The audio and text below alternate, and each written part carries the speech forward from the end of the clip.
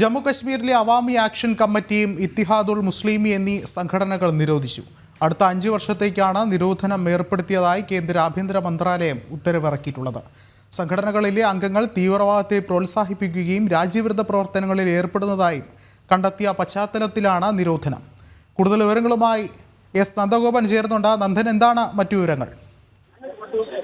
ജമ്മുകാശ്മീർ പ്രവർത്തിക്കുന്ന 2 സംഘടനകളാണ് നിരോധിച്ചിരിക്കുന്നത്. Jammu Kashmir Ittehadul മുസ്ലിമി, Awami action committee എന്നീ 2 സംഘടനകളാണ് കേന്ദ്ര ആഭ്യന്തര മന്ത്രാലയം UAPA ആക്ട് പ്രകാരം നിരോധിച്ചിരിക്കുന്നത്. ഇരു സംഘടനകളും രാജ്യത്തിന്റെ ഐക്യത്തിനും അഖണ്ഡതയ്ക്കുമെതിരായി പ്രവർത്തിക്കുന്നതായി മാത്രമല്ല തീവ്രവാദത്തിന് സാമ്പത്തിക സഹായം അടക്കം ലഭ്യമാക്കുന്നതായി കണ്ടെത്തിയൊരു പശ്ചാത്തലത്തിലാണ് UAPA നിയമപ്രകാരം 5 വർഷത്തേക്ക് ഇരു സംഘടനകൾക്കും നിരോധനം ഏർപ്പെടുത്തിക്കൊണ്ട് കേന്ദ്ര ആഭ്യന്തര മന്ത്രാലയം ഉത്തരവിറക്കിയിരിക്കുന്നത്.